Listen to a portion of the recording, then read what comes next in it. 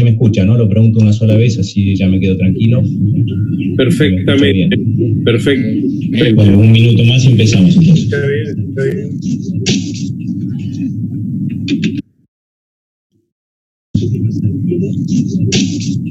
Perfecto. Bueno, entonces, mi nombre es Octavio Loprete. En este momento soy director del Instituto de Derecho Eclesiástico, que es un instituto dependiente de la Facultad de Derecho Canónico de la U.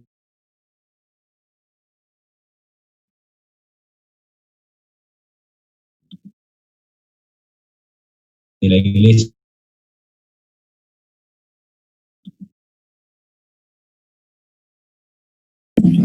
No se escucha, no se escucha. Hola, hola. Alicia Casermeiro está acá. Sí, no se escucha. ¿No se escucha? Hay que apagar todo. Apaguen todo, que quede nada más que Octavio.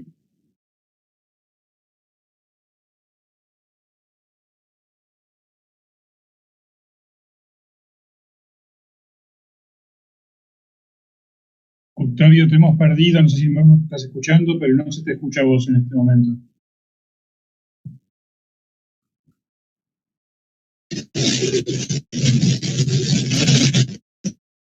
Octavio no se escuchó nada. Es Kenny.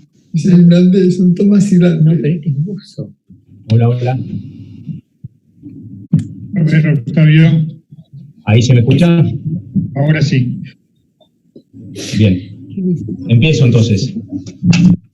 Sí, larga. Bueno, decía, bueno, voy a silenciar de nuevo a todos, disculpen. Gente que sigue entrando. Bueno, sigo. Bueno, recién presenté brevemente al instituto, no voy a ir con un legómenos para no parar.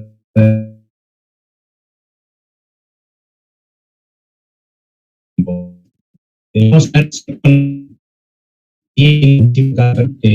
a punto de réplica a los participantes. Voy a seguir pidiendo. Bien. Es un formato de coloquio. Muchas gracias por participar. Bien, es una entonces verdad de perogrullo. Diría que la pandemia genera complejidades de todo tipo. Y también es claro que presenta desafíos y oportunidades. De un día para el otro pero me dicen que no se escucha. Se escucha, ¿no? Se escucha perfecto, se escucha. Bien. Perfecto, son algunos mensajes nomás. De un día para el otro nos encontramos hiperconectados, inmersos en una cultura digital que parece abarcar toda nuestra vida. Las relaciones sociales, en la educación, en el comercio. En algún punto parece que se aceleró una versión del futuro. De un día para el otro hemos cambiado nuestros hábitos. Tuvimos que acostumbrarnos a una menor proximidad física y a una mayor proximidad virtual. Tuvimos que poner el foco en capacitarnos para esta nueva realidad, porque caso contrario pareciera que nos quedamos afuera del mundo. De un día al siguiente, por otro lado, nos dimos cuenta de que los problemas que ocurren en un lugar del mundo son los mismos que pasan del otro lado del planeta, porque en definitiva son problemas del hombre, de la humanidad. También tuvimos la oportunidad de discernir en este tiempo sobre aquellas cosas que las dan por seguras, pero que cuando faltan las valoramos. Desde todo tipo de encuentro hasta la posibilidad de hacer deporte o participar de un acto de culto. De repente, nuestra libertad encontró un límite. Además, constatamos de alguna forma los peligros que acarrean los excesos de una cultura digital. Tenemos que estar atentos, porque a veces en nuestros hijos tiene más ascendencia un youtuber que un maestro. Sabemos que por más que esta transformación llegó para quedarse, hay que evitar la hiperconectividad, porque lo cierto es que nunca las pantallitas van a poder reemplazar el diálogo personal con nuestra familia, con nuestros amigos, con nuestros maestros, con nuestros ministros sagrados. Nunca va a poder reemplazarse un abrazo o el hecho de mirarnos a los ojos. Ahora bien, entrando más de lleno en el tema, la pandemia ha generado también cambios en el ejercicio de los derechos fundamentales. Y aquí viene entonces la cuestión de uno de los principales derechos, la libertad religiosa.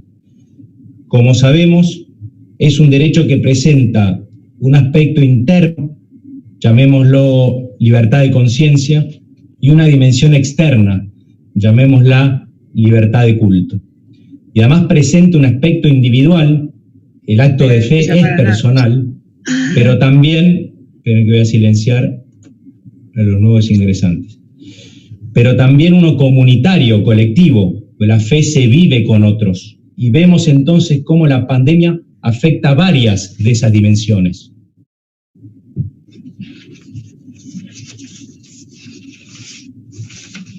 Modifica aspectos de la exteriorización de mi fe, el culto público, también altera lo comunitario, el hecho de reunirse, y también impacta en lo individual. Me refiero al plano de la relación con el ministro religioso, a la recepción de los sacramentos y a la dirección espiritual, por ejemplo.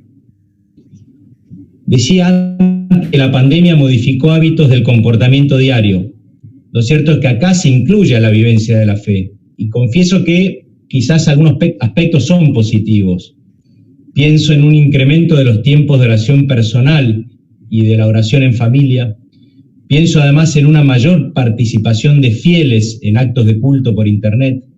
Me decían algunos sacerdotes que, por ejemplo, la misa tiene mayor asistencia ahora que antes. Obviamente no es igual, no es lo mismo, pero es un dato. Pienso en las personas que la pandemia animó a acercarse a la fe o sintieron el deseo de una búsqueda de mayor espiritualidad. Pienso en cómo ministros religiosos se esmeran en ayornarse en lo digital para no cesar en su misión, y cómo muchos están en la primera línea para seguir con el acompañamiento de aquella persona necesitada de atención espiritual. Por supuesto, los fieles también hemos tenido que ayornarnos.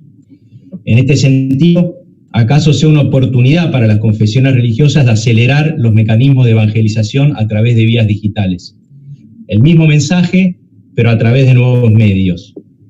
Pienso por último en cómo la sociedad viene destacando la tarea que las confesiones religiosas hacen en materia de ayuda a las personas vulnerables. Tarea que es diaria, pero que en la pandemia no solo se incrementó, sino que se ha hecho mucho más pública. Me impresiona ver cómo los gobernadores o los intendentes en forma permanente rescatan el trabajo de las instituciones religiosas, sin cuyo aporte la ayuda social sería prácticamente imposible.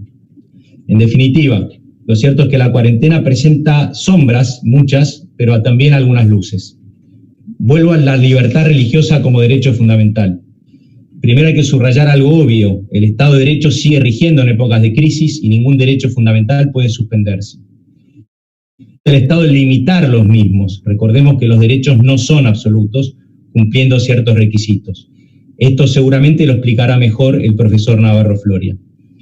Adelanto que las limitaciones al ejercicio deben ser restrictivas y proporcionales al fin buscado. Pero nos debe quedar en claro lo siguiente: por más profunda que sea una crisis, nunca deben soslayarse las prescripciones de la Constitución. Al contrario, la libertad religiosa, como tantos otros derechos fundamentales, es posible de aquellos límites que sean necesarios para proteger la seguridad, el orden, la salud, la moral pública. La pregunta entonces es cómo proceder frente al conflicto generado a partir de la colisión de dos derechos considerados como fundamentales: la libertad religiosa y la salud. Evidentemente la pandemia afecta muchas libertades, partiendo de la libertad de circulación. En la Argentina, y refiriéndome específicamente a la legislación nacional, la primera norma restrictiva fue el primer decreto, el del 19 de marzo, el cual estableció la cuarentena, llamada aislamiento social preventivo y obligatorio, con el objetivo de proteger la salud pública, teniendo presente que ello era una obligación inalienable del Estado. Se destacó en el decreto que las medidas dictadas resultaban imprescindibles, razonables y proporcionadas con relación a la amenaza y al riesgo sanitario enfrentado. Además, se reconoció que el poder de policía en materia de salubridad era muy amplio y, en definitiva, comprendía todo lo que podía llegar a afectar la vida y la salud de las personas. En dicha norma, entre otros, se prohibieron eventos religiosos que implicasen concurrencia de personas. El decreto impuso naturalmente la libertad de circulación. Solo se autorizaron desplazamientos mínimos para adquirir alimentos, medicación o productos de limpieza, fijando excepciones a quienes desarrollasen servicios y actividades llamadas esenciales durante la emergencia, entre los cuales no había mención al dato religioso. Esta circunstancia fue salvada el otro día mediante una decisión del jefe de gabinete que permitió la circulación de los ministros de los diferentes cultos a los efectos de brindar asistencia espiritual. Ahora bien, no obstante que la normativa no impedía la apertura de los templos, la prohibición radicaba la organización de actos que implicasen la concurrencia de personas. Lo cierto es que gran cantidad de los mismos permanecieron cerrados, situación que con el correr del tiempo se fue flexibilizando, fijándose horarios, pautas de ingreso, etc. Una cosa es convocar un acto de culto y otra abrir un templo para la oración individual o incluso para la atención espiritual de las personas con permiso para circular, que así lo deseen. Siempre con la fijación de reglas, pueden silenciar de cantidad de personas, mantenimiento de distancia, etc. Esta situación posiblemente la vaya a abordar el padre Buzo con referencia a la Arquidiócesis de Buenos Aires. 3 minutos más. La cuarentena se fue prolongando mediante decretos dictados cada 15 días aproximadamente. Actualmente el aislamiento está previsto hasta el 7 de junio, en la Argentina estoy hablando. Veremos el devenir de los acontecimientos.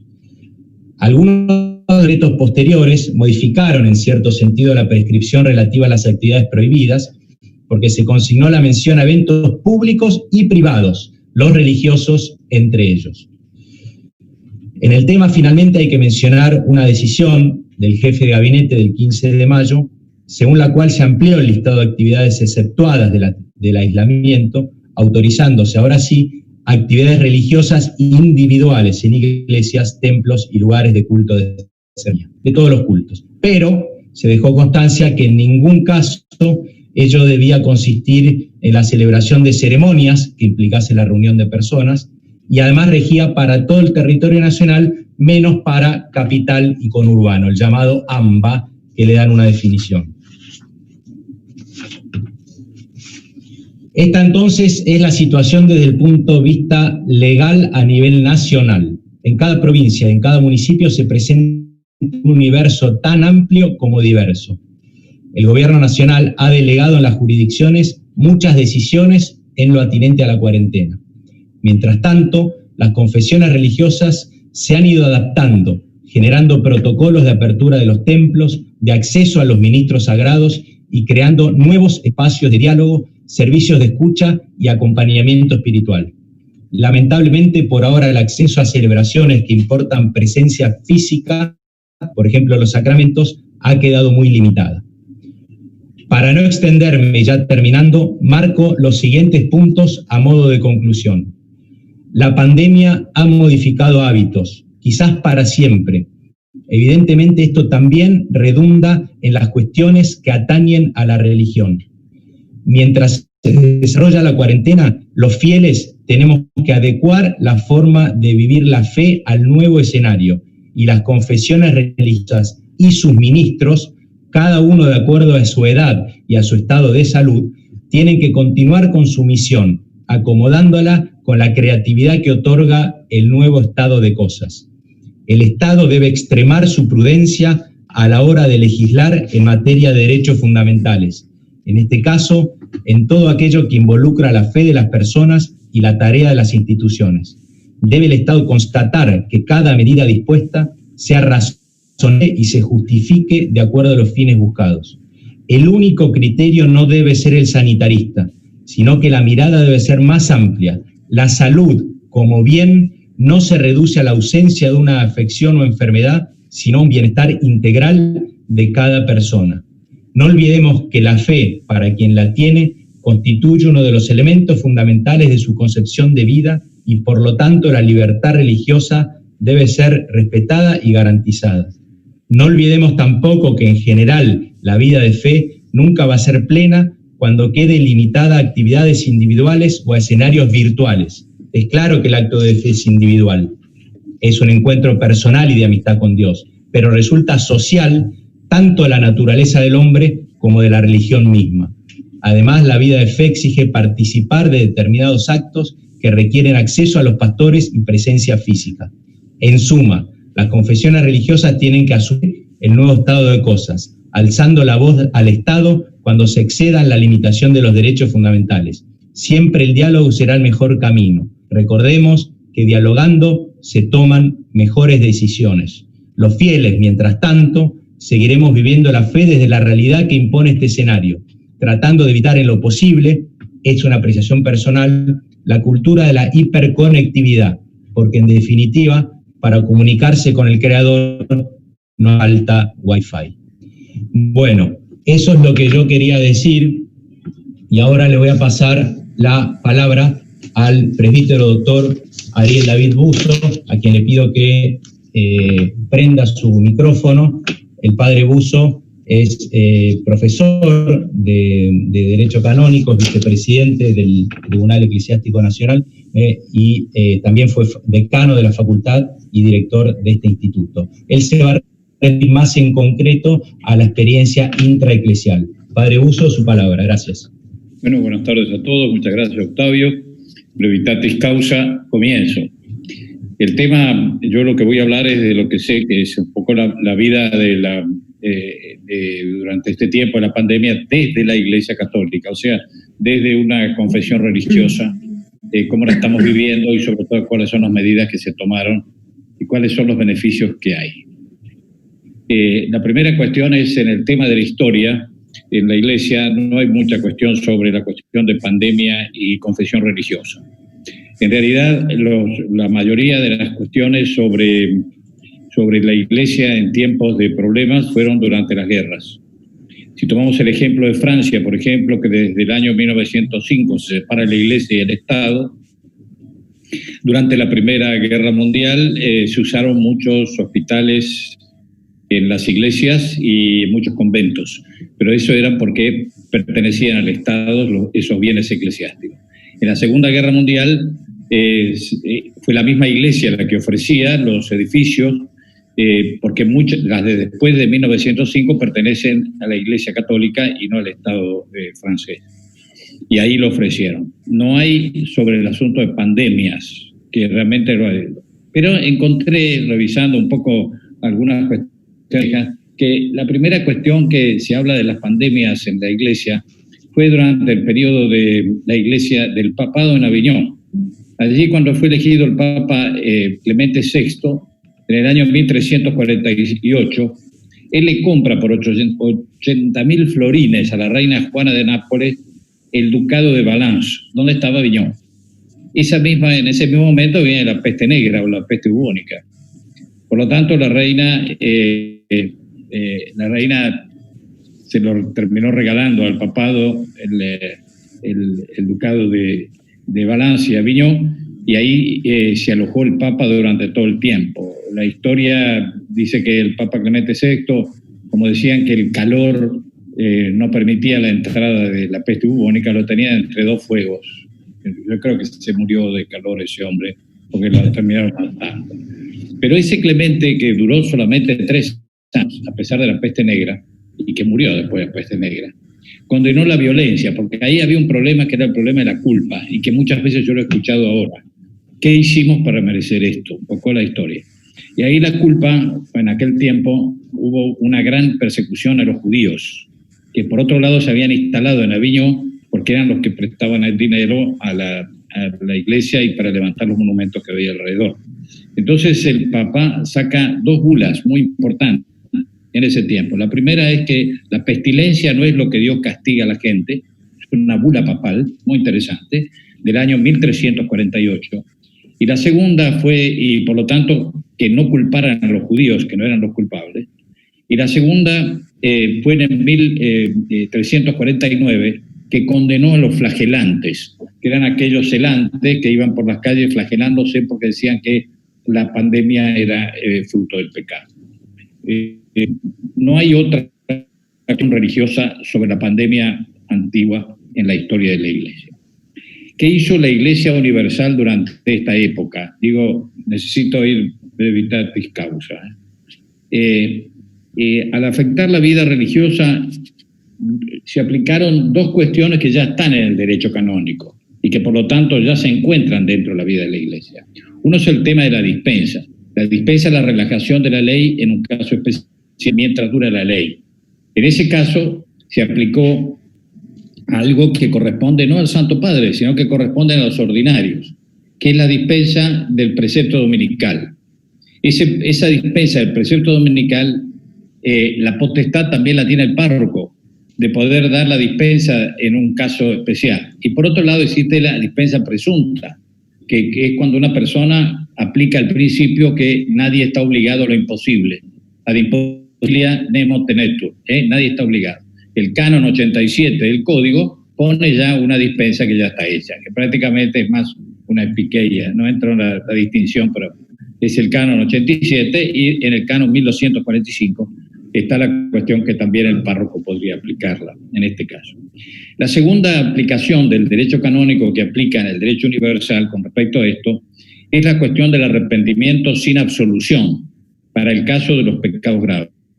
Nosotros sabemos que los pecados leves, dentro de la ceremonia penitencial de la misa, cuando se hace la ceremonia penitencial al comienzo, se perdona.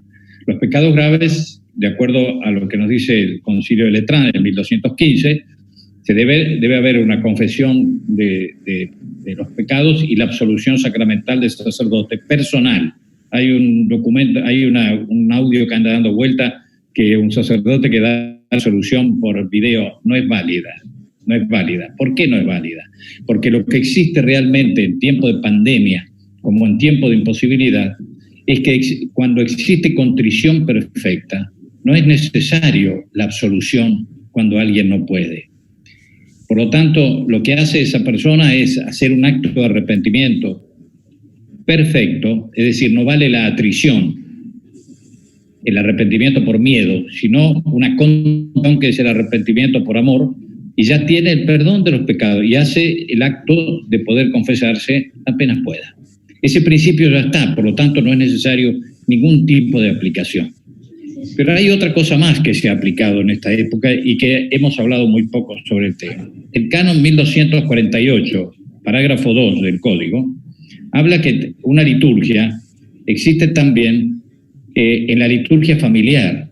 Por lo tanto, durante esta época no es solamente que nos falta la Eucaristía y que la recibimos acá, sino que dentro de la familia se pueden reunir y hacer la liturgia familiar. Cuando no se puede participar de la misa, las familias se reúnen y meditan la palabra de Dios y hacen las oraciones contemporáneas. Es decir, que todo eso no es que sea solo por la pandemia, sino que dentro de la imposibilidad eso se aplica.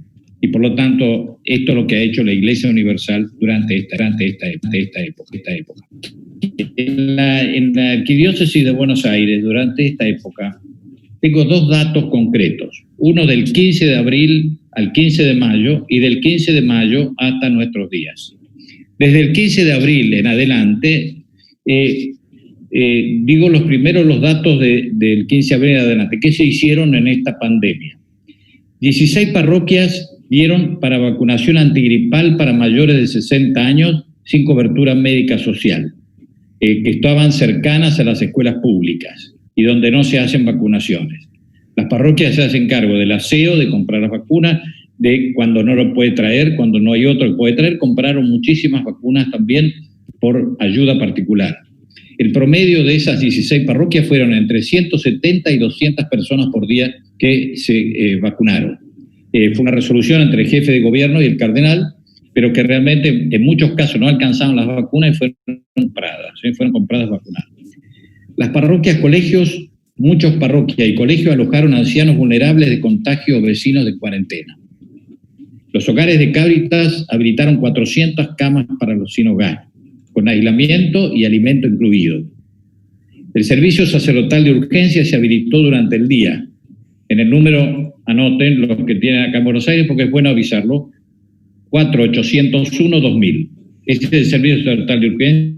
Está atendida por seminaristas en el teléfono y se han anotado muchos sacerdotes que para ayudar durante todo el día cuando los llaman por casos de urgencia.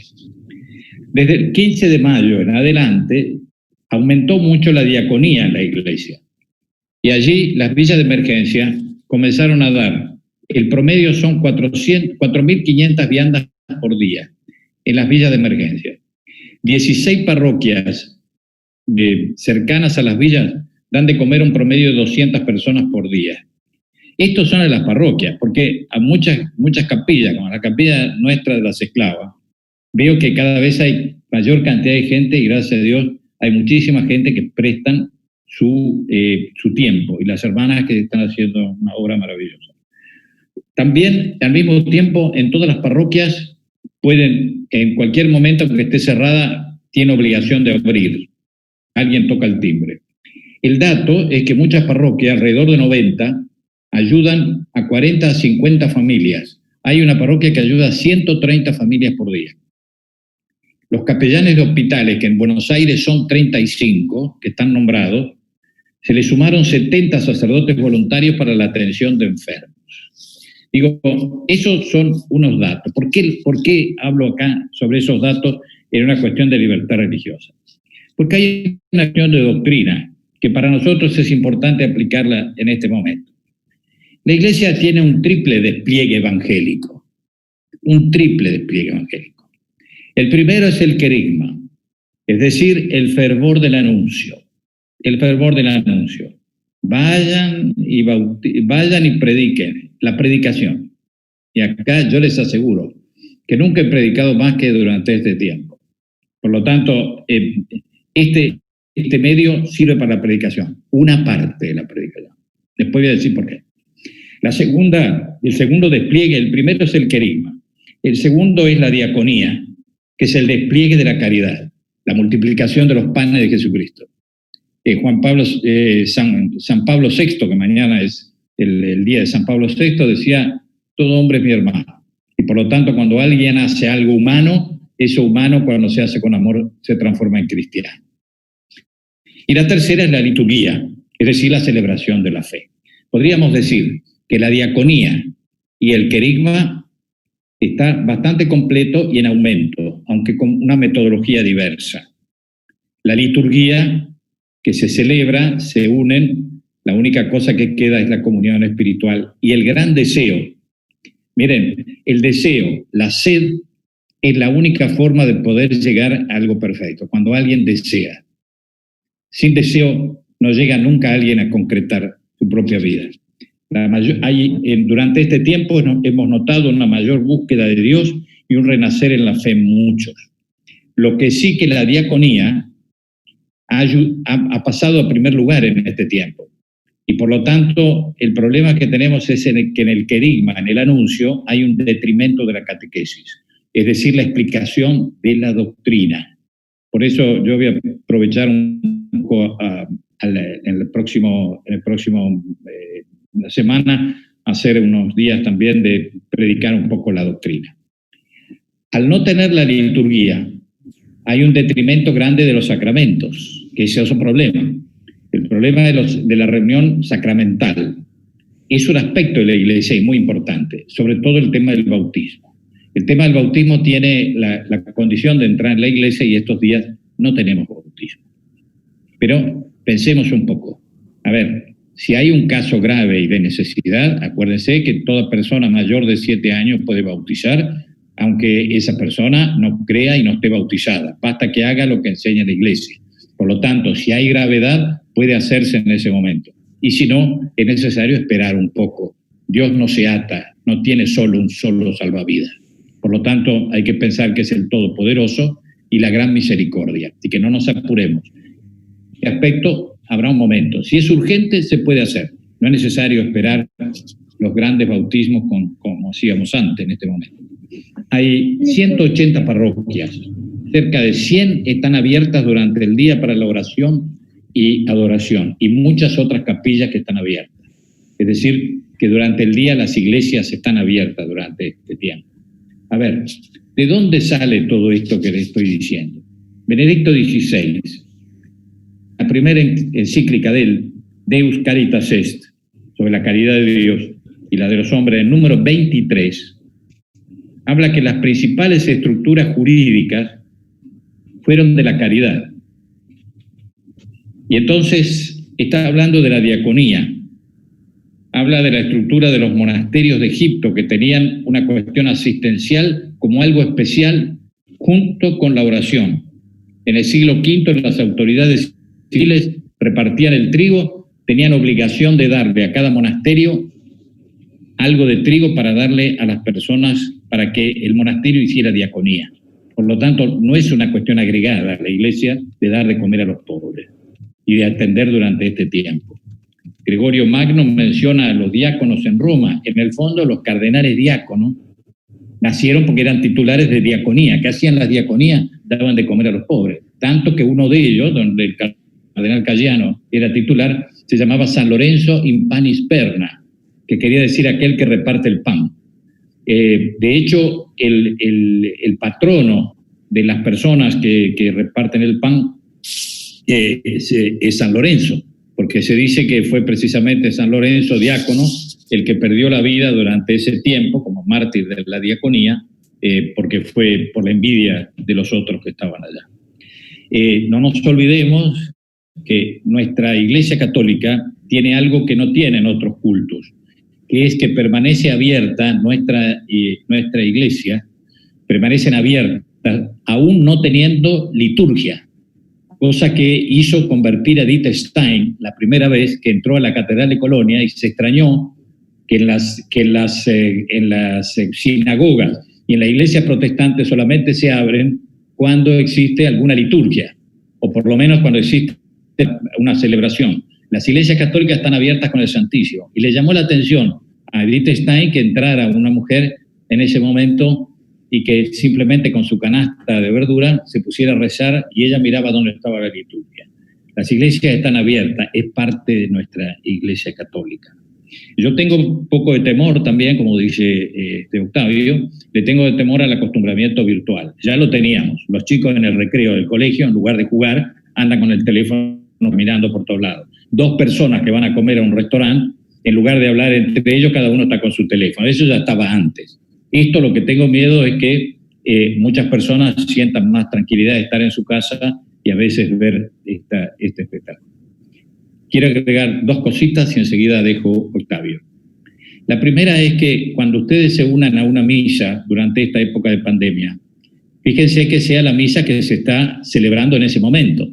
Si uno celebra una misa que ya está hecha, perdona el término, parece una misa enlatada, porque están viendo un espectáculo religioso, pero no es la misa. Una persona no se adhiere a la misa. Claro, si no tienen otra cosa, volvemos a lo mismo. Nadie está obligado a lo imposible. Pero hay tantas misas de sacerdotes que se celebran que siempre hay un horario que yo puedo ponerme dentro para poder meterme dentro del sacrificio y hacer la ceremonia también de la comunión espiritual. Y quizás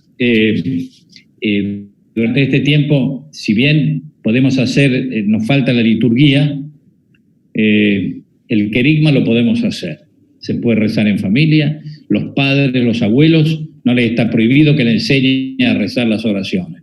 Yo era muy chico y durante 3 meses no hubo clases por la poliomielitis. Empezaron el mes de junio. Miren qué viejo soy. En el mes de junio, se acordarán muchos los que están acá, por lo que veo, se acordarán. ¿Qué hicieron en esos 3 meses nuestros padres? Nos enseñaron el catecismo de San Pío X de memoria, que yo me lo recuerdo hasta el día de hoy.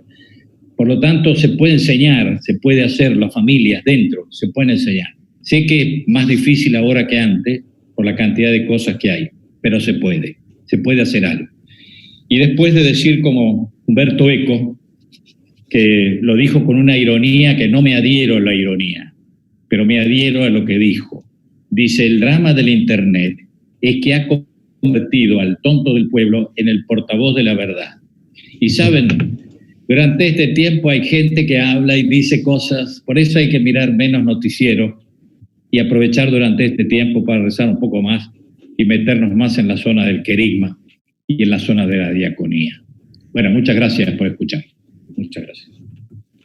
Bien, muchísimas gracias, padre. Se me escucha, ¿no? Alguien que asienta con la cabeza. Sí. Bien, gracias, padre Buzo. Ahí tenemos ya 234 personas. Saludan desde San Luis Liliana Negre también. Les pido por favor que me vayan enviando algunas preguntas por el chat. Algunas ya hicieron, al final vamos a tener, si hay tiempo, alguna oportunidad. Doy la palabra ahora, sus 10 minutos, al doctor Alfredo Abriani, que es abogado, egresado de la Universidad de Buenos Aires y fue subsecretario y secretario de Culto de la Nación, además de director de cultos de la Ciudad de Buenos Aires. Doctor Abriani, si puede encender su micrófono. Sí, ¿qué tal? Buenas tardes, Octavio. Buenas tardes a todos. Muchas gracias, Octavio, por la invitación. Me siento realmente muy, muy honrado, sobre todo por la calidad de los demás expositores. Yo tal vez mi análisis lo haga un poco más desde ese lugar que vos describías cuando me presentaste, ¿no? Desde el lugar que hasta hace poco tuve como secretario de Culto de la Nación. De todas maneras, antes que nada quería agradecer la organización de este coloquio. Me parece fundamental que en estos tiempos también reflexionemos sobre estas cuestiones, escuchamos y asistimos a análisis de todo tipo, ¿no? Análisis de tipo sanitario, económico, geopolíticos, pero me parece también que es muy importante en un mundo donde casi 85% de la gente se dice creyente o seguidora de alguna religión, tomarnos un tiempo para reflexionar sobre el rol que cumplen las religiones en la sociedad, sobre todo en estas crisis o en este tiempo de pandemia, y también para reflexionar sobre la libertad religiosa a raíz de todas las restricciones, medidas que se están tomando, ¿no? Adhiero también a lo que decía recién el padre Ariel Buzo respecto del rol trascendente que están teniendo no solamente la Iglesia Católica, sino todas las confesiones religiosas en la asistencia, la contención material, pero también lo que es relevante en estos momentos de crisis es la contención y el apoyo espiritual o el refugio que uno encuentra en la religión, ¿no? Que me parece importante destacar y que tiene que ver también con lo que destacaba al principio. Pero yendo puntualmente, y para no extenderme y tratar de cumplir con los 10 minutos, yendo puntualmente al tema que nos convoca, que es el tema de la libertad religiosa, coincidiendo también con vos, Octavio, en tu apertura, la verdad que nuestra vida cotidiana en este tiempo se alteró por completo y las prácticas religiosas no han sido la excepción, ¿no? Vimos también, podemos tomar como ejemplo lo que pasó en Roma, ¿no? En Italia durante la pandemia. El Papa tuvo que suspender las audiencias públicas de los miércoles, las audiencias o la misa a la mañana, la misa que hace en Santa Marta, dejó de ser con la concurrencia del público, de los fieles, y empezó a transmitirse por streaming.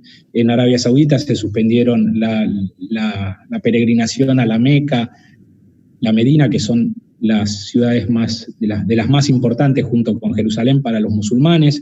En Irán, en la República Islámica de Irán, se suspendieron en las ciudades más importantes las oraciones de los viernes, que es el día también más importante para los musulmanes de oración.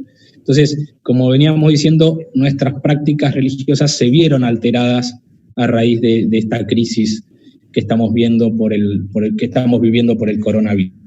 Puntualmente en la Argentina, como también lo decías, Octavio, a través de un decreto del presidente, el gobierno nacional dispuso que durante la vigencia del aislamiento social preventivo y obligatorio no se pueden realizar eventos culturales, recreativos, deportivos y religiosos, y ninguno de ninguna otra índole que implique la concurrencia de gente, de personas, ¿no?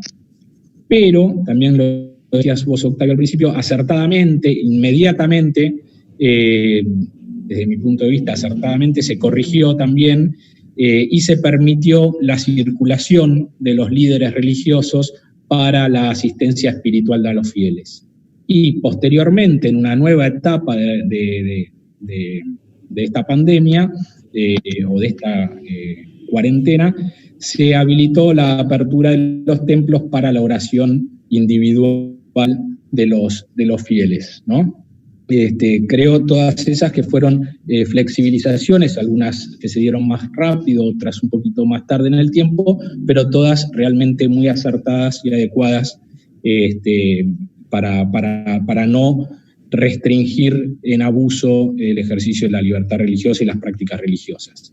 Me parece es fundamental la apertura de los templos, incluso para aquellas personas que están autorizadas a circular durante la pandemia, por ejemplo, el personal de salud, los trabajadores de la salud, el personal de las Fuerzas Armadas y de Seguridad, que tienen que salir a trabajar de todas maneras, que tengan la posibilidad de ingresar a un templo y poder tener un momento de reflexión, de paz, de oración, me parece que es algo totalmente necesario, y estas aperturas o estas disposiciones del gobierno lo autorizan, así lo autorizan, ¿no?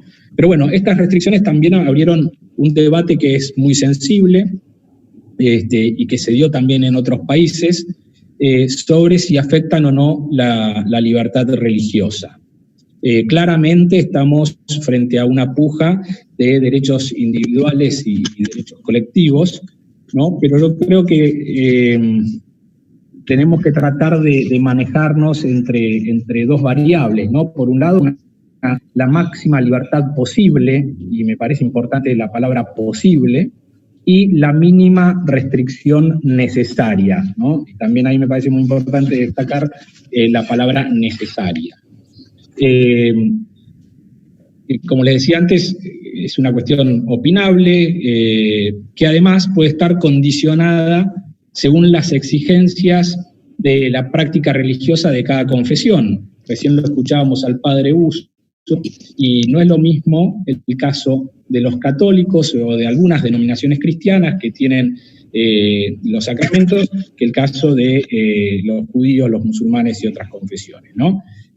Aunque yo ahí en un artículo que escribí hace poco, que me publicaron en La Nación, me tomaba una licencia teológica, por decirlo de alguna manera, porque no soy teólogo, soy abogado, y frente a la imposibilidad de los católicos de poder asistir a la misa con público, de poder estar en una misa con público y de participar de la celebración eucarística, yo decía que me inclinaba por pensar que en estos casos la gracia de Dios no nos es negada nunca, y menos en estas condiciones y en esta situación donde está restringida la circulación y prohibida la asistencia a los templos, ¿no? Y continuando con esta licencia, me gustaría comentarles un artículo que leí hace poco también de un sacerdote que respeto mucho, que es el padre Jorge Oestergel, que lo escribió en conjunto con José Ignacio López, que es un periodista y comunicador que también respeto mucho, y ellos desarrollando este tema se preguntaban, ¿desde cuándo los sacramentos son un derecho y dejaron de ser para los cristianos un regalo de Dios? Son cuestionamientos, ¿no?, que me interesaba traer también al coloquio para que los debatamos juntos, ¿no? Y también continuaba el artículo y se preguntaban, ¿qué relación tienen con Dios, con el Evangelio, quienes por tener que estar en un tiempo sin sacramentos reaccionan de manera desmedida y carente de caridad cristiana? Bueno, yo me parecía interesante traer estas dos preguntas que ellos se hacían en ese artículo, también traerlas para que las debatamos entre todos, y sobre todo con la opinión de algún religioso que seguramente va a ser mucho más válida que la mía, ¿no? Pero bueno, todos coincidimos acá que la libertad religiosa es un derecho humano fundamental, tal vez uno de los más importantes para el correcto desarrollo de una sociedad, pero también coincidimos en que tiene sus límites. En el caso puntualmente de la Argentina, la prohibición de celebrar culto, no solamente de la Argentina, sino en otros también, Yo entiendo, y acá es una opinión estrictamente personal, como le decía, es todo muy opinable, no es ni autoritaria ni caprichosa, y se trata de una medida excepcional y transitoria, ¿no? Establecida en estas circunstancias inéditas que estamos viviendo. Y me gusta destacar y resaltar estas dos condiciones, ¿no? De excepcional y transitoria, porque, por lo menos en mi caso, es lo que las hacen más tolerables, ¿no? A estas restricciones. El hecho de que sean excepcionales y transitorias sobre todo, ¿no? Como decía antes, claramente estamos entre una puja de derechos individuales y colectivos, y todos en estas circunstancias hemos tenido que resignar en distintos aspectos por un bien superior, que es un bien superior comunitario, que es la salud pública. Entiendo que estas medidas, el objetivo último de estas medidas no es restringir la libertad religiosa o atacar la libertad religiosa, si bien la restringen, sino que es evitar la aglomeración de gente. Por eso yo, en ese sentido, soy un poco más, o trato de ser un poco más comprensivo, y como le dije al principio de mis palabras, por ahí, un poco influido por el rol que tuve que ocupar hasta hace unos meses. Y me gustaría tomar como ejemplo, en esta puja, ¿no?, entre la salud pública y la libertad religiosa, el caso de Corea, que seguramente todos ya lo conocemos, donde por la participación de una mujer de 61 años en una celebración, se contagiaron cientos de personas de esa comunidad, incluso el pastor y la esposa. Y también hay otro caso más reciente en Frankfurt, Alemania, en otra etapa, en una etapa donde ya están saliendo de la cuarentena, saliendo de las restricciones.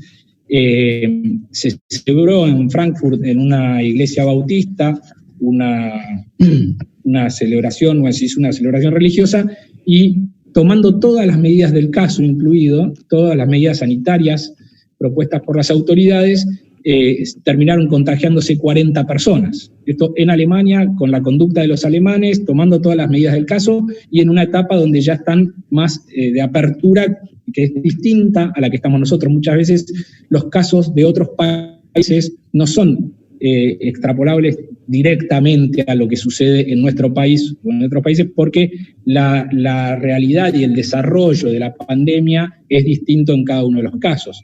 También es el caso de Francia, ¿no? En el caso de Francia, donde el máximo tribunal, o mejor dicho, el Consejo de Estado, que es la máxima autoridad administrativa de Francia, ordenó al primer ministro revisar un decreto por el cual estaban restringidas las celebraciones religiosas, y tratar de adecuarlo adecuarlo para que se puedan realizar las celebraciones religiosas con ciertas restricciones y demás. Bueno, también ese caso de Francia hay que ver en qué momento de la crisis en Francia se tomó, ¿no? Pero bueno, más allá de todo, yo no sé, Octavio, cómo vengo con el tiempo. No, ya tendríamos que ir terminando. Ok, lo que me gustaría destacar es, en todo caso, la vuelta a la normalidad, entre comillas, y esto me parece lo más importante, tiene que ser paulatina, tiene que ser fruto del diálogo, esto es lo más importante, fruto del diálogo entre las autoridades religiosas y las autoridades civiles. La verdad que cuando yo veía lo que había pasado en Francia, que habían llegado a la instancia de un reclamo que hicieron algunas instituciones o asociaciones o individuos incluso, para que tengan que poder abrirse o permitirse o flexibilizarse las restricciones, me dio cierta tristeza. Me parece que lo mejor sería llegar a una solución o a una situación que sea fruto del diálogo entre las autoridades religiosas y las autoridades civiles. Muchas gracias, Octavio, por la invitación, y bueno, estoy después abierto a las consultas. Bien, muchísimas gracias, doctora Abriani, por el aporte, muy buen aporte. Saludo de nuevo a todos los asistentes, al padre Alejandro Russo, rector de la catedral, que ya se ha convertido en un experto evangelizador digital, al decano de la Facultad de Derecho de la UCA, el doctor Garat, Continuamos sin más trámite, le doy la palabra, le pido que abra el micrófono al padre Evaldo Xavier Gómez de Brasil, fray Evaldo, carmelita y asesor jurídico de la Conferencia Episcopal Brasilera. Le pedimos entonces que envíe su perspectiva desde el país hermano. Buenas noches, Otávio, Padre Buzos, Juan Navarro y todos los amigos que nos oyen. Antes de todo, pido disculpas por el castellano, que no es muy bueno, entonces yo hablo en portuñol, me perdonan.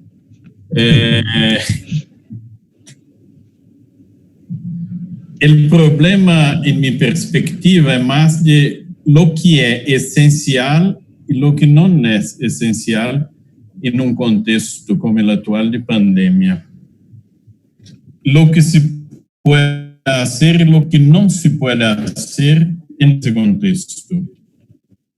Es obvio que la Iglesia mantiene la asistencia social tradicional de la Iglesia Católica, la asistencia a los pobres, a los necesitados. Y nadie contesta la actuación de la Iglesia en este momento, en estos campos.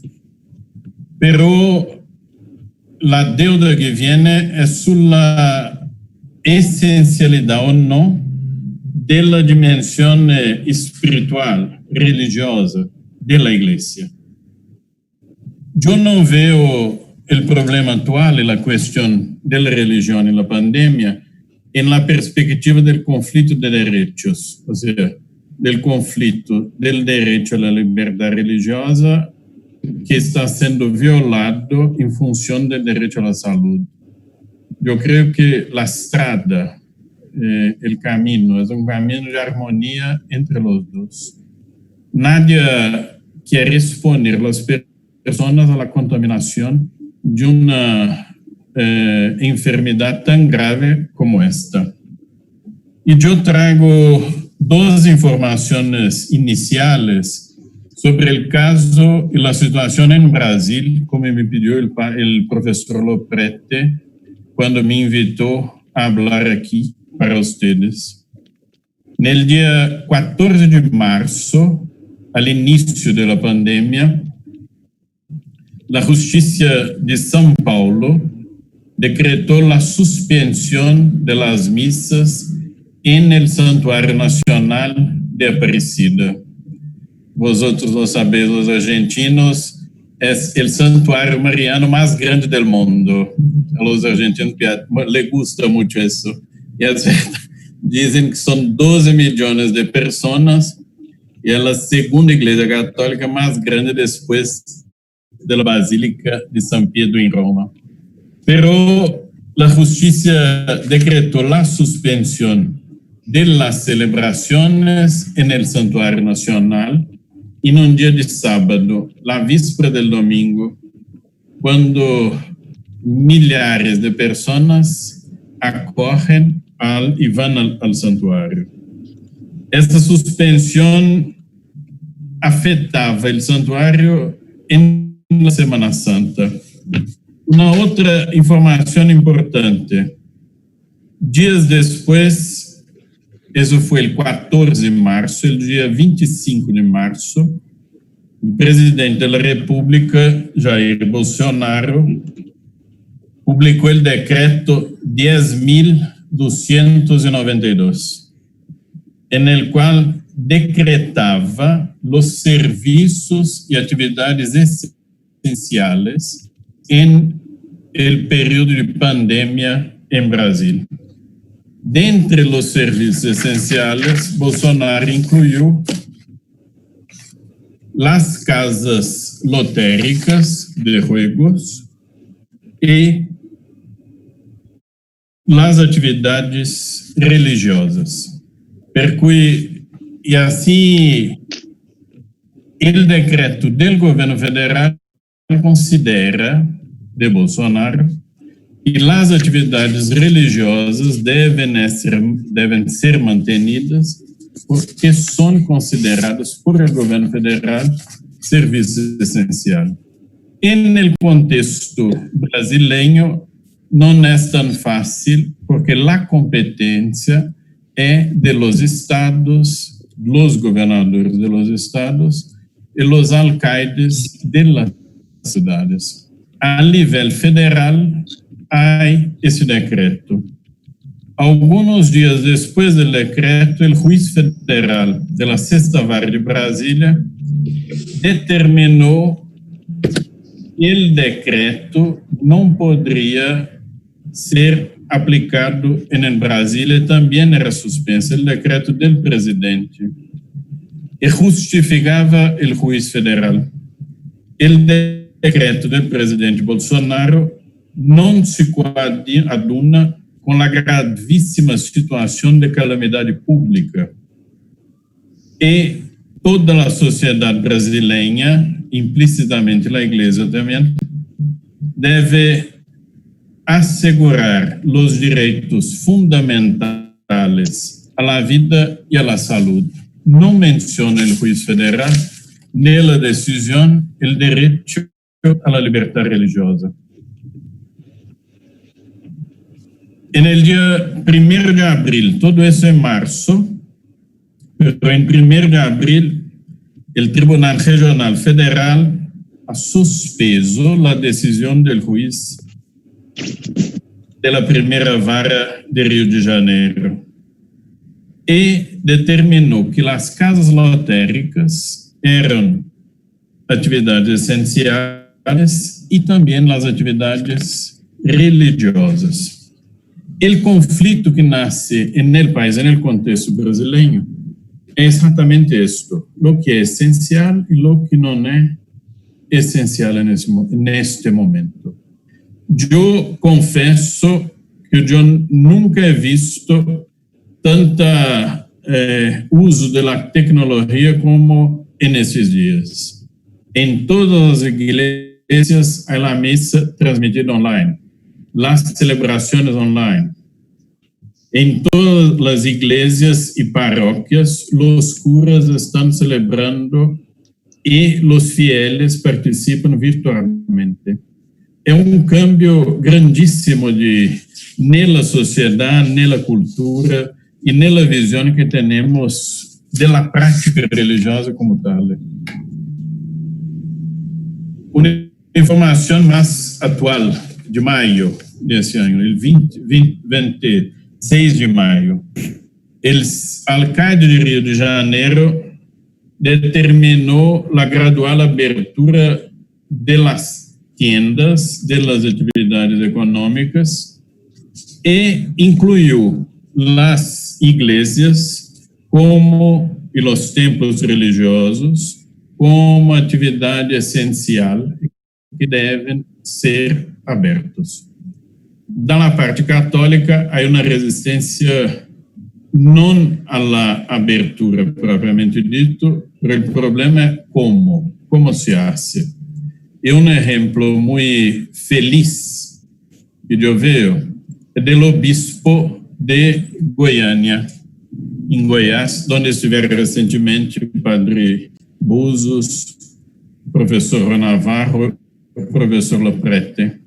Él determinó la abertura gradual de las iglesias que estaban cerradas con la condición de que sean observadas las siguientes condiciones: 2 metros de distancia entre las personas y que sea ocupada solamente 30% de la capacidad de la iglesia. No se permite el ingreso en los templos de personas con más de 60 años y menores de 12 años. El conflicto de derechos, yo creo, el aparente conflicto de derechos se puede resolver, solucionar con el cómo mantener el culto, garantizar el acceso del fiel a la iglesia, al templo, a la comunidad católica, permitir que se haga la oración como hacemos nós, como comunidad cristiana, juntos, sin que tenga contaminación entre las personas.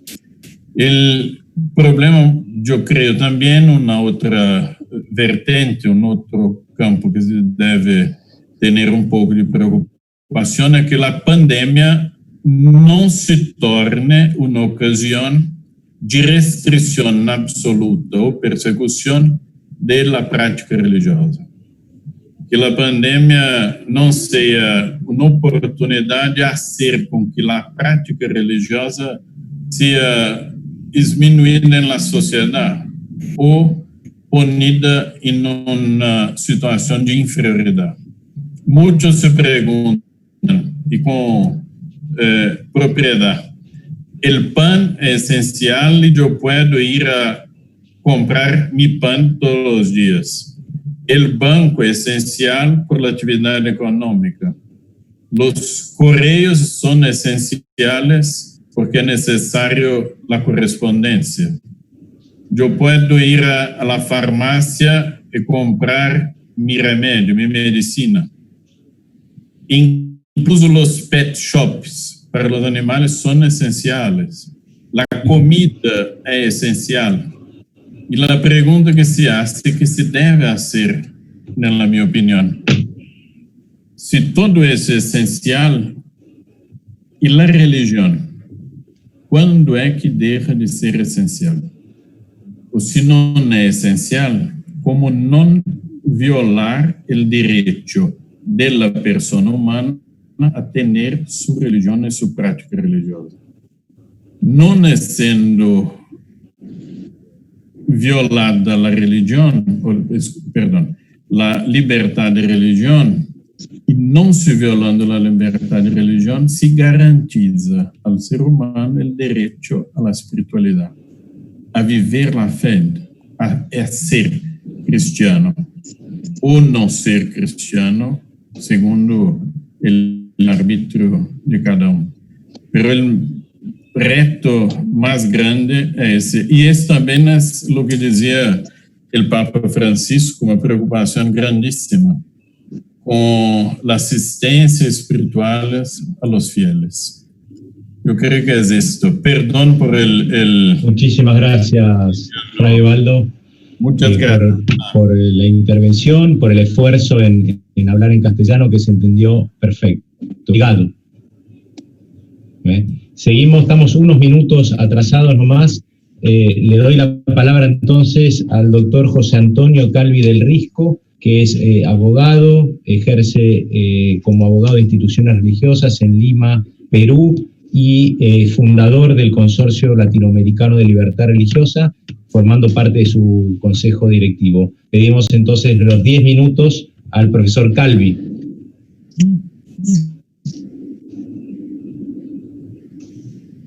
Muchas profesor. gracias, Octavio. Muchas gracias por la organización y por la invitación. Estaba escuchando atentamente al profesor Abriani, a Ariel, al padre Evaldo, y en realidad es bien complicado establecer prioridades en una situación así. En el Perú, muchos problemas de libertad religiosa no hemos tenido, especialmente en los últimos 10 años, desde la promulgación de la Ley de Libertad Religiosa en el año 2010.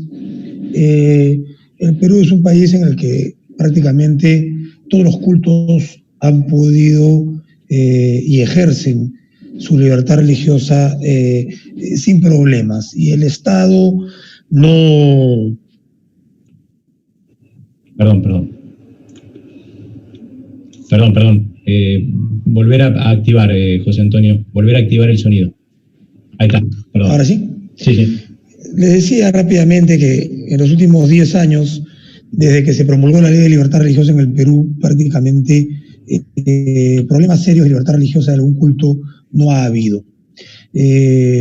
Salvo situaciones administrativas especiales, podríamos decir que los últimos gobiernos han protegido por un lado y respetado por otro la Ley de Libertad Religiosa de los diversos cultos que existen en el Perú. Sin embargo, esta situación de pandemia ha trastocado de alguna manera ciertos comportamientos. De ahí a establecer que se ha limitado el ejercicio de la libertad religiosa va a ser muy discutible, incluso dentro de cada religión o de cada confesión religiosa. En el Perú, la situación real al día de hoy, 28 de mayo, es que tenemos 136.000 contagiados de coronavirus, tenemos ya 4.000 muertos en cifras oficiales y llevamos 73 días de confinamiento o de cuarentena. El día 12 de marzo, el presidente de la República y su gabinete ministerial recomendaron a la ciudadanía el no juntar a más de 300 personas en ningún lugar de uso público. Y en ese momento, tanto la Conferencia Episcopal Peruana como el Arzobispado de Lima publicaron una serie de restricciones al uso de los templos a partir de ese momento. Situación que en realidad solo se vivió ese domingo 15 de marzo. Ese domingo de marzo, quienes fuimos a misa, efectivamente los templos habían reducido su aforo, habían establecido ciertas medidas de seguridad. Pero ese domingo 15 de marzo, en la noche, el presidente de la República decretó el estado de emergencia, la cuarentena y la prohibición de las actividades en general.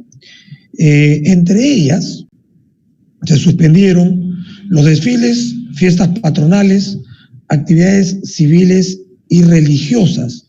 Así lo decía taxativamente el artículo 7.5 del decreto supremo que estableció el estado de emergencia, inicialmente por 15 días, y que la semana pasada, si bien se vinieron ampliando cada 15 días, ya la semana pasada el presidente tomó la decisión de ampliarnos hasta el 30 de junio. Así es que de golpe y porrazo nos cayeron 5 semanas más de cuarentena y aislamiento social obligatorio. ¿Qué cosa ha pasado durante todo este tiempo desde el punto de vista religioso? La liturgia, evidentemente, como en todos los países, o la gran mayoría de ellos, se realiza vía virtual. Desde el 15 de marzo, todas las parroquias católicas, todos los templos católicos y todos los templos religiosos de toda confesión religiosa en el Perú están cerrados. Solamente se han abierto para 2 tipos de coyuntura. Una, aquellas que tienen servicios funerarios, solo ha abierto la parte acondicionada para los velatorios. No se han podido realizar ningún depósito de cenizas en los columbarios de las parroquias. Esto se ha dejado postergado para el final de la cuarentena. Y el segundo uso que se le ha hecho a los templos religiosos en estos 73 días es básicamente para copiar ayuda social, canastas de víveres y de útiles de limpieza para repartir en los lugares más pobres del país. Evidentemente esto, como decía Octavio en un inicio y Ariel y el profesor Buzo luego, ha trastocado un poco la actividad natural y especialmente la sacramental de la Iglesia Católica y la actividad de reunión y asociación en los demás cultos religiosos. Es interesante comentar lo que hace unos minutos el padre Evaldo nos mencionaba. ¿Dónde queda la esencialidad de la libertad religiosa? Y hoy día, como lo mencionó Octavio, veo con mucha tranquilidad que la gran mayoría del pueblo católico, que es al que yo pertenezco, está muy tranquilo y relajado con recibir la misa dominical por internet. En la parroquia que yo voy, y se los cuento como simple anécdota, el templo tiene una capacidad para 1.200 personas cómodamente sentadas y normalmente está lleno. Pero hoy día la misa por internet en la parroquia tiene 1.800 suscripciones en vivo, lo cual evidentemente habla de una población alrededor de 4.000 o 5.000 personas escuchando la misa dominical, con lo cual evidentemente la prestación de algunos servicios religiosos sí se da para beneplácito y para tranquilidad de la gente. Sin embargo, no todos los católicos y no todos los evangélicos y no todos los musulmanes y no todos los judíos piensan igual. Más de uno sentirá la necesidad de visitar al Santísimo, la necesidad de una confesión presencial y directa, sobre todo en estos tiempos complejos, en estos tiempos difíciles. El Estado no ha puesto la apertura de los templos religiosos en ninguna de las fases que ya se vienen vislumbrando para la reapertura de actividades. Y eso sí nos preocupa y es un problema porque en muy pocos días podrán abrir en el Perú las peluquerías, pero no las iglesias. Y esto sí es un problema. Tratando de ceñirme al tiempo que nos han dado, sí quería comentar algo que considero interesante. Si bien es cierto, el discurso presidencial, porque nuestro presidente habla unas 4 o 5 veces por semana a todo el público vía televisión, sí es cierto que a nivel sanitario se ha logrado que el Estado tome conciencia de la necesidad que significa para los enfermos del COVID, del coronavirus, y para sus familiares, los cuales se encuentran en un abandono de información impresionante y una muerte solitaria bastante indigna, sí ha contemplado en los últimos días una directiva sanitaria que permite la asistencia psicosocial y dentro de la asistencia psicosocial vía tablets y smartphones permitir al personal sanitario que conecte al enfermo y a sus familiares tanto para efectos de información con respecto a la evolución o empeoramiento de la enfermedad como para recibir ayuda psicológica y religiosa. Esta es una norma que salió publicada en el Diario Oficial este sábado y estamos en los 7 días de implementación de la norma, con lo cual es muy probable que a partir de la próxima semana, ya a nivel de todos los hospitales del sector salud del Perú, se puedan iniciar estas acciones de soporte espiritual.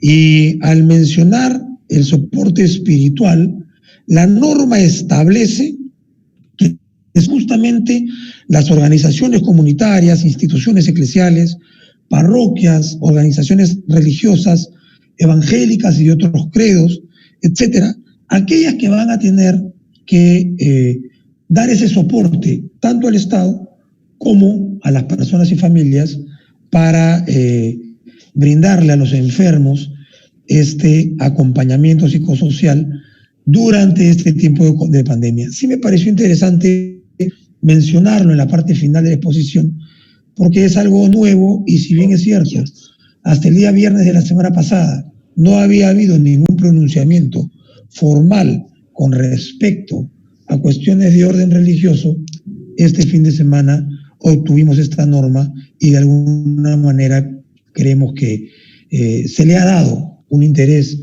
a esta asesoría religiosa, a este acompañamiento religioso que consideramos es muy importante para los pacientes, los enfermos y especialmente también para sus familias. Yo agradezco la invitación y estaremos abiertas a cualquier consulta o pregunta que se quiera hacer al final. Muchas gracias. Muchísimas gracias, profesor Calvi por la exposición muy clara, y bueno, mandamos desde Argentina también la cercanía al pueblo peruano.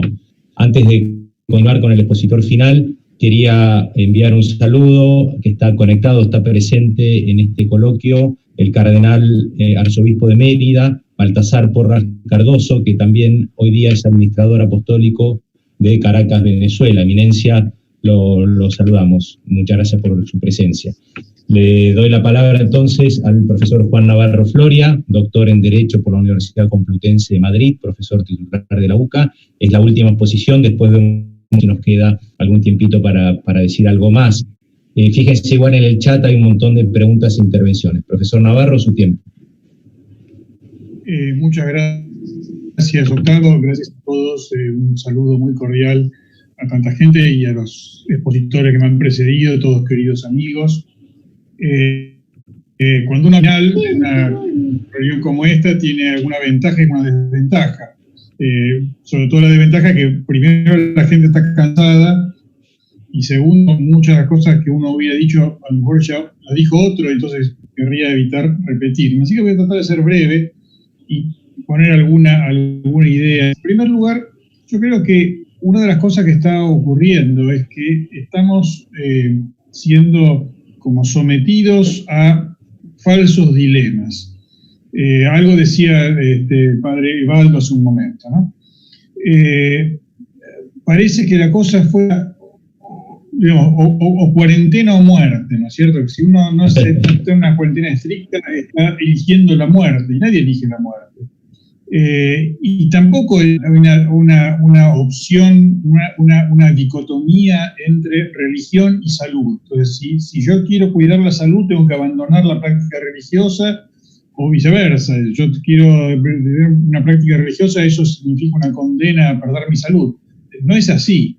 Yo creo que de lo que se trata es de encontrar razonablemente un equilibrio, porque es evidente que nadie, en primer lugar los creyentes y los fieles, confesiones religiosas, todos deseamos preservar nuestra vida, preservar la salud y la de los demás. Nadie quiere poner en riesgo yo creo que felizmente no se escuchan prácticamente entre nosotros esos discursos apocalípticos, esas cosas medio raras que en algún lugar sí han existido y existen, ¿no es cierto? Y bueno, Dios nos va a cuidar y entonces no me importa nada, no, todos queremos ser prudentes, ser razonables, pero digo, me parece que hay que hacer un esfuerzo por buscar la armonización de los valores, poniendo cada cosa en su lugar y dándole el valor que tiene a la práctica religiosa y a la vivencia de la propia fe.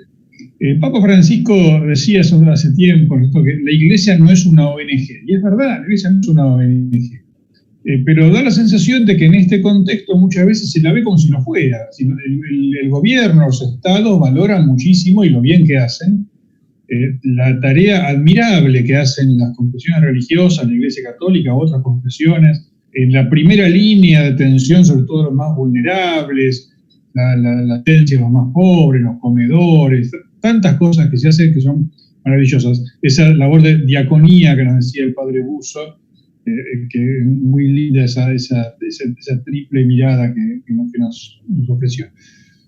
Es decir, todo el mundo valora esto, pero después resulta que cuando queremos hablar de lo que es específicamente religioso, de lo que es el aspecto espiritual, ahí parece como que eso no fuera valioso, como que eso no interesara y como que fuera casi un riesgo. Y entonces me parece que acá es necesario buscar un equilibrio también.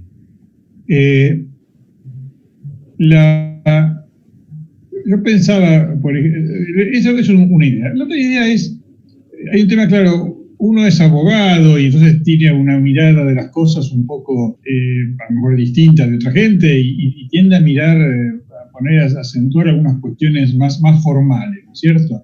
Pero la formalidad es importante y el cuidado de ciertas formas y de ciertas instituciones creo que es importante.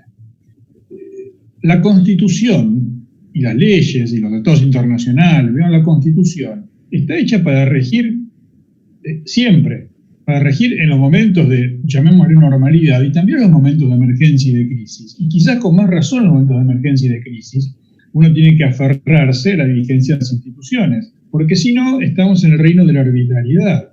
A lo mejor tenemos gobernantes que son muy sabios, que son muy santos, que son maravillosos, que hacen todo con la mejor intención y lo hacen bien, ojalá así fuere, sin ninguna segunda intención ni nada, ojalá así fuere.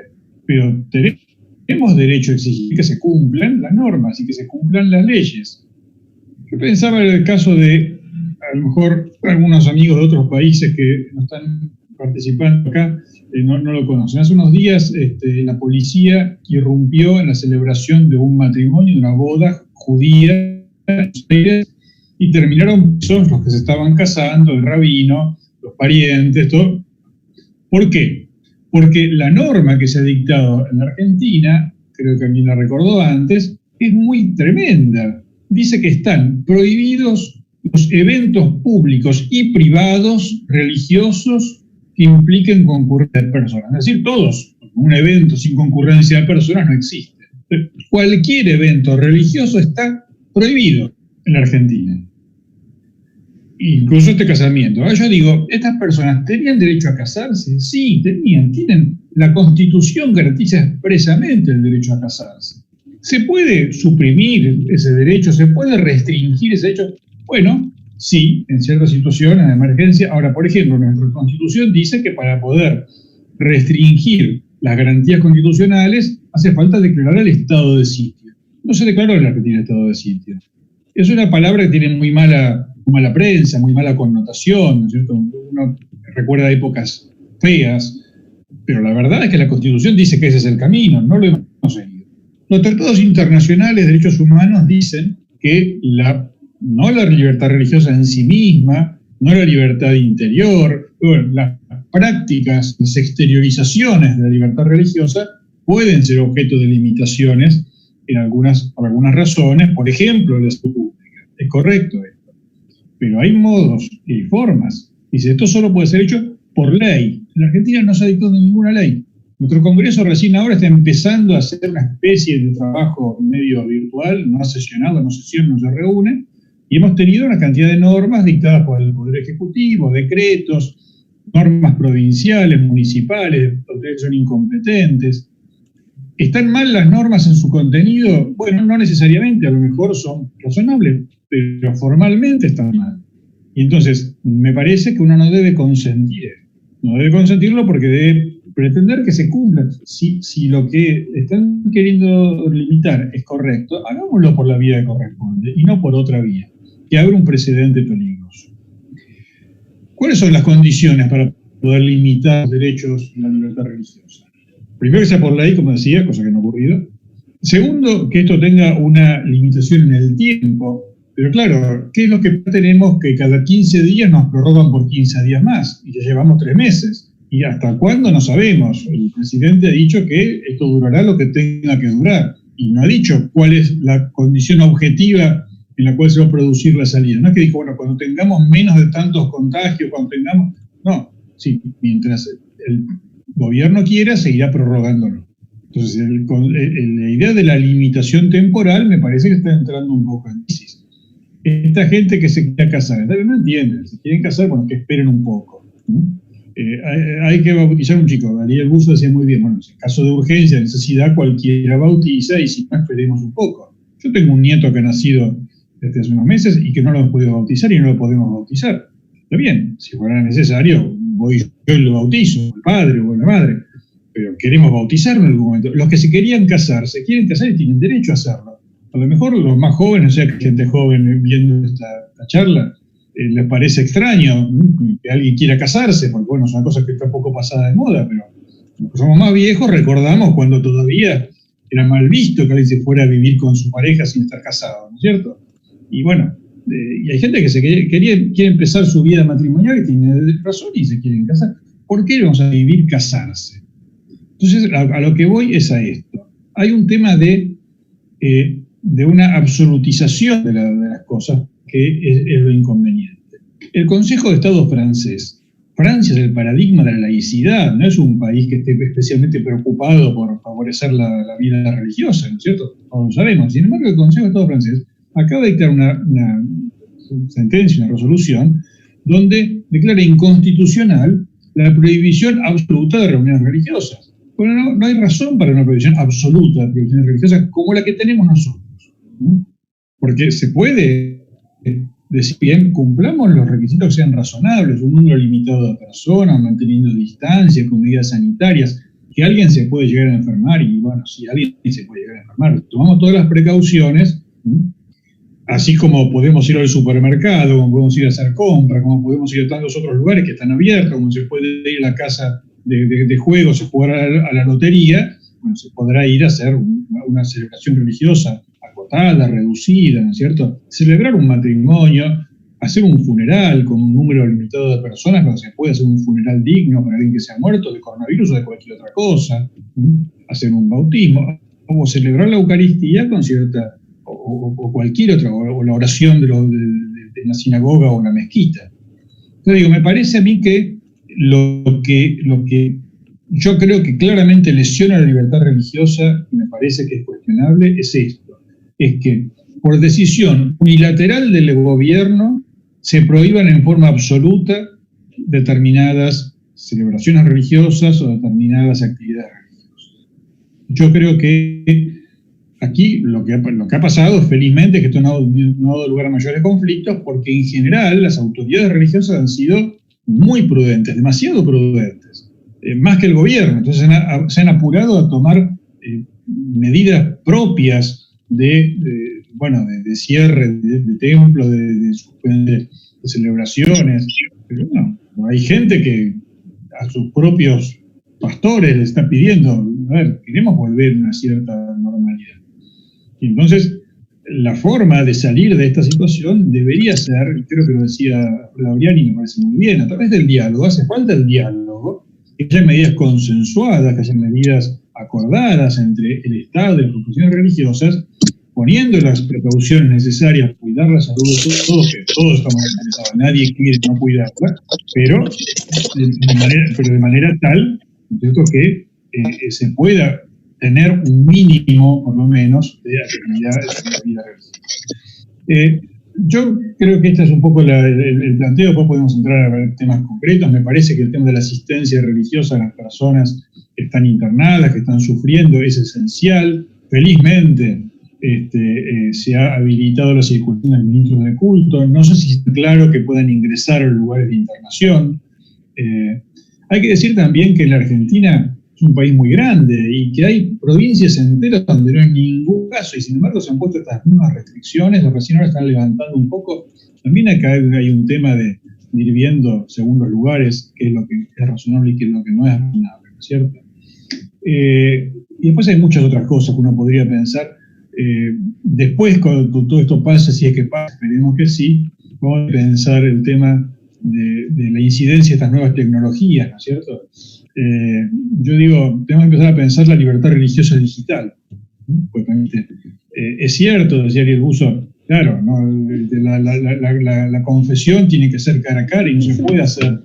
Ahora, evidentemente, la Iglesia nunca pudo prever poder hacer una confesión a través de una videoconferencia, porque no existía, pero ahora existe. Y pues así como muchas cosas que antes no existían y ahora existen, bueno, no me quiero meter en terreno ajeno, ¿no es cierto? Pero porque si un psicólogo puede atender a sus pacientes, no digo que el cura sea un psicólogo, pero digo, tampoco Freud habrá pensado en su momento la posibilidad de hacer psicoanálisis por videoconferencia. Y sin embargo, ahora es posible. Quiero decir esto, tenemos que pensar las cosas, tenemos que pensar lo bueno y lo malo, ¿no es cierto? ¿Qué pasa con el secreto? El secreto religioso, con todas estas injerencias que estamos teniendo en la vida privada, esta posibilidad de vigilancia. Entonces, hay unas aplicaciones que van a ser obligatorias, que uno para poder circular va a tener que tener una aplicación que permite saber exactamente con quién estuvo, dónde estuvo, y qué van a saber si yo fui a confesarme, no fui a confesar, si fui a misa, no fui a misa. Bueno, ¿hasta dónde, no es cierto? Estas no son injerencias excesivas, intrusiones que uno debiera poner cierta precaución. Dejo acá porque creo que ya estamos medio excedidos de tiempo, y en todo caso, si hay oportunidad de diálogo, vuelvo. Bueno, muchas gracias. Gracias, profesor Navarro. Sí, en realidad ya son 7:30. De cualquier forma, no quería dejar de darle 30 segundos, un minuto a cada uno por si quiere decir algo más. En el chat hay muchas preguntas, hay cuestiones, claro, este tema social a veces se rescata solo ese aspecto, ¿no? de la iglesia, esto que hablaban, lo social, algún sacerdote me decía, yo tengo que abrir Cáritas, un comedor, aglomerar gente, pero no puedo abrir el templo, o sea, son unas contradicciones. Algunos preguntan sobre las facultades del Estado en meterse en cuestiones internas de la iglesia, de cómo celebrar la liturgia, etcétera, como las épocas de regalismo. Bueno, hay algunas discusiones, contrapuntos en el chat referidos especialmente a la Eucaristía. Bueno, son muchos temas. También alguna pregunta sobre por qué algunos templos están abiertos y otros no, por ejemplo en la arquidiócesis, con lo cual si alguno de los ponentes quiere decir algo más y con eso cerramos. De todo esto que acabo de decir.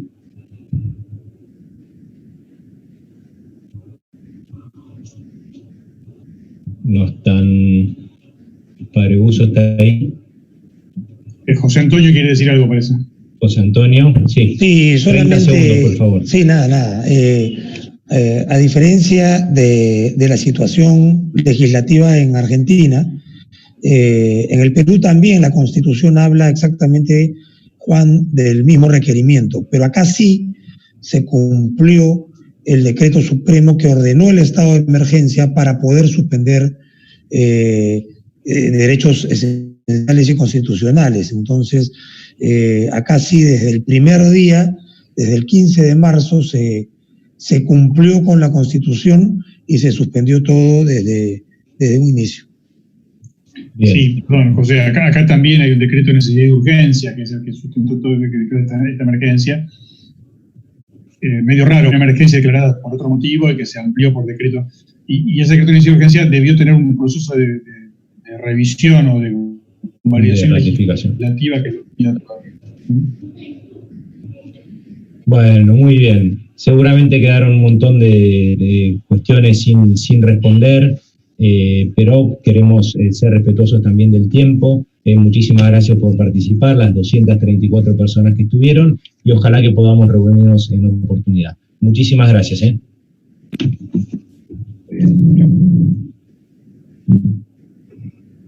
Los peruanos y todos los demás, los saludo, los que están acá. A ver, Padre Buzo, ¿quiere decir algo más? Saludar. No, yo lo que quería decir que generalmente en los países donde hay mayoría católica como estas notas siempre nos afectan mucho más a los católicos, porque vuelvo a repetir, son los que tenemos los templos abiertos aún, aunque no tengamos ceremonias. Por lo tanto, eso es cierto. Y que las últimas normas sobre estos temas generalmente fueron dadas por países con donde existía el jurisdiccionalismo, donde realmente la Iglesia pertenecía al Ministerio del Interior. Esto es cierto, y por eso me alegro lo que dijo el doctor Navarro Floria, que adhiero abiertamente. Yo simplemente quería demostrar que la Iglesia no es una ONG, y por lo tanto cuando da de comer no es que supla al Estado, lo hace por derecho propio. Y esto fue desde el momento de la multiplicación de los panes y seguirá hasta el fin del mundo. Gracias. Vamos. Bueno, gracias por todo y nos veremos en la próxima. Muy amables. Gracias. Finalizo la sesión.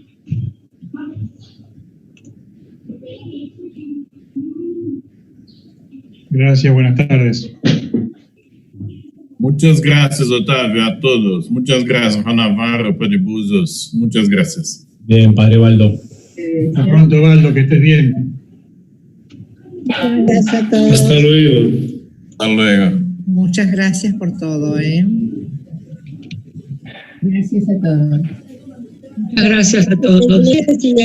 Darnos al Señor hasta el fin del mundo. Muchas gracias. Hasta la vista. Hola. Hay uno que está cocinando ahí, así que... La conferencia del Padre Buzo. Emular a San Lorenzo o a la multiplicación de los panes, pero están cocinando. Bueno, ahora sí finalizo. El 10. El chico... Adiós, aquí.